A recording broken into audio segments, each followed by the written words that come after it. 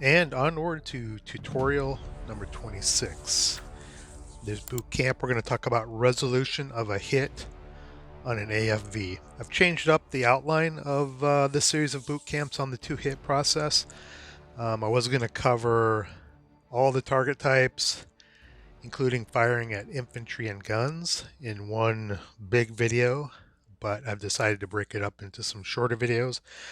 And I'll be covering those after resolution and two hit versus an AFV because that's the more complicated aspect of the process.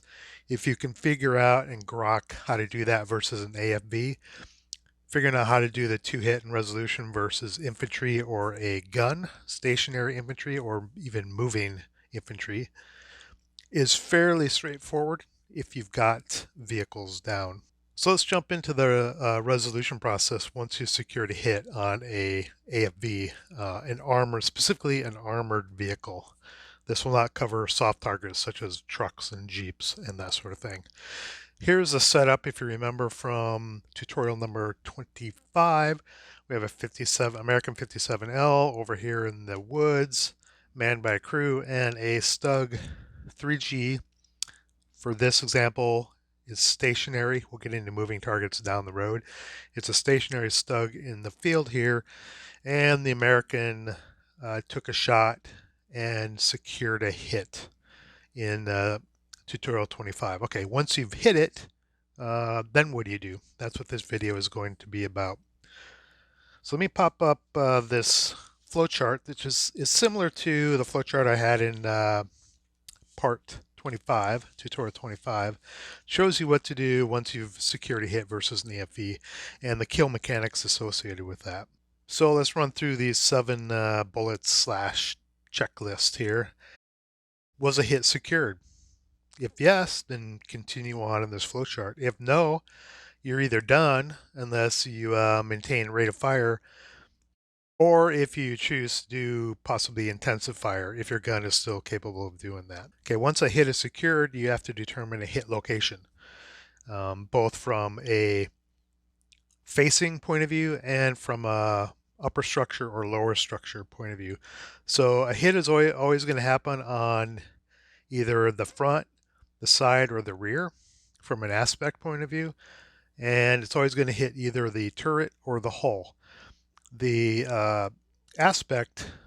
hit aspect is dependent on your line of sight, which I'll draw in here. If you remember from the first video, or tutorial 25, this was a front shot. It just comes into the front armor facing. And the die roll determines the structure, upper structure or lower structure hit. If the color die roll is less than the white die roll, you've hit in the turret. And if the color die roll is greater than or equal to the white die roll, you have hit the tank in the hull. And that's important because some tanks have not this Stug, but some tanks have what's called superior and inferior turret armor. And it's either from a front aspect ratio or rear, sometimes both. They can have better or worse armor depending on if you hit the turret in the front, side, or rear.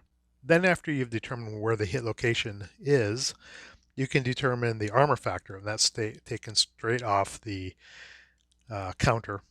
Front has an 8 armor factor, side and rear has a 3 armor factor for this Stug 3. Then after you have that information, where it was hit, what the armor factor is on the aspect facing that was hit, you calculate the modified to kill number. And that's primarily gun specific. Let me pop up the to kill table right up here on the upper right. We're talking American 57L. So if you look about the middle of the chart there's a 57L.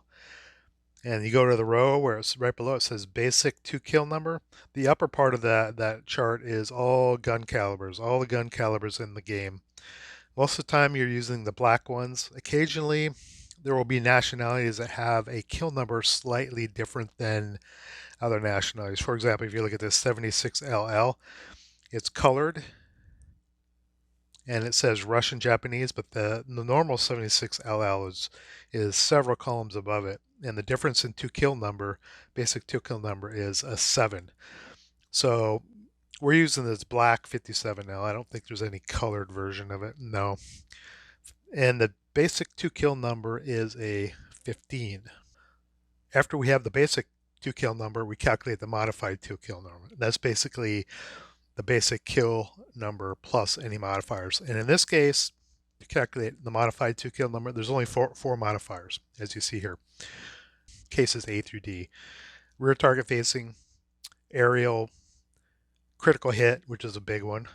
It doubles the basic to kill number. You get a critical hit on armor, and it's pretty much a ball of flame.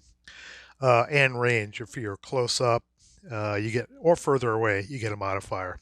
Let's look back at the table here, and that part of it is just below here on table C 7.31. There are 3 caliber types: less than equal 25, 37 to 57, and greater than 65. In this case, we're in the middle one. We're at 57 millimeter, and I believe the range was 14 on this. And in the 13 to 18 range, there is no modifier to the basic to kill number. But that's it for calculating the modified to kill number. Very easy. You take your basic to kill number from this chart, and there are 4 modifiers that I just listed. The one that will come up the most is probably range, or if you get a critical hit once in a while, or a rear shot if you get lucky enough to get around behind an AFV. Okay, after you have the modified to kill number, you calculate the final to kill number, which is the easiest of all. It is simply the modified to kill number minus the armor factor. In this case, we have the modified to kill number is 15 for the 57L, and the armor factor is 8. So 15 minus 8 is 7. So we need to roll at most a 7 to get some sort of result on this to kill. And then you make your to kill die roll modifier, and you see here die roll must be less than equal to the final to kill number to yield a result. And then depending on if you do get some sort of result, you reference the AFV Destruction Table. That's the last part here. Now let's run through everything we learned from tutorial 25 and 26. Let's actually go through the process of taking a shot and executing the results on this American 57L versus the Stug III sitting out in the field here. Okay. So if you remember from tutorial 25, it's a range of 14. Okay. The basic to hit number is 8. The modifiers for the weapon on table C4 are L weapon plus 1. That modifies the basic to kill number up to 9. And then caliber is less than or equal to 57 millimeter. Thus, it's a -1. So we're back down to 8. We needed 8 to hit. So let's go ahead and make the roll. We got a hit in the previous video. Let's go ahead and roll and play it out. We rolled a 4, which is a hit. We also maintained rate of fire, so we do not need to mark it with any kind of fire counter. We got a hull hit, I believe. I'm terrible at remembering hull hit versus turret hit. Yeah, the color die roll is greater than or equal to the white die roll, so that is a hull hit. I'll have to remember that. Let me just write it down here so I don't forget.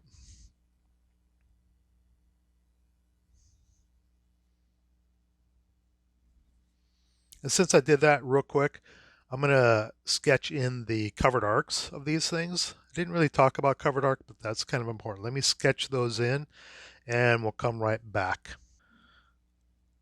This is the covered arc of the 57L, and the target must be within this covered arc. Otherwise, it has to pay a penalty for changing this cover arc. In this case, the Stug III is within its covered arc. And then these determine the aspect where it was hit, depending on how the line of sight comes in to these covered arcs. The line of sight comes in just below this hex spine, like this. So it comes in right in like this, which means it is a front hit. Even if it came in right along this hex spine, the advantage goes to the target. That would still be a frontal shot, even if it came in on that hex spine. If it came in just north of that hex spine, if it came in like this, it would be a side shot. Okay. In this case, we have a hull front hit with rate of fire. And let's run through the to kill number real quick. Basic to kill number for the 57L is a 15. The modified to kill number is also 15. There are no modifiers for case A through D, including range. If we look at the 13 to 18 range, it's all zeros. The final to kill number is going to be modified to kill number minus the armor factor. So it's going to be 15 for the gun minus 8 for the frontal armor that was hit, yielding a to kill number required of 7. Let's roll, put this back out. Let's roll it out and see what happens. 6. We got a kill. It's under 7. So this vehicle would be destroyed, though it's not a burning wreck. And then you can see here there's a crew survival of 4. If it was a burning wreck, there is no possibility of crew survival. This is not a burning wreck because it's not less than half of the final to kill number. What I rolled, crew survival, the crew did not make it. They are gone. So once you get a hit and a resolution on an AFV, C 7.7 is what you refer to see what happens to it afterwards. And everything can happen from no effect to mobilization.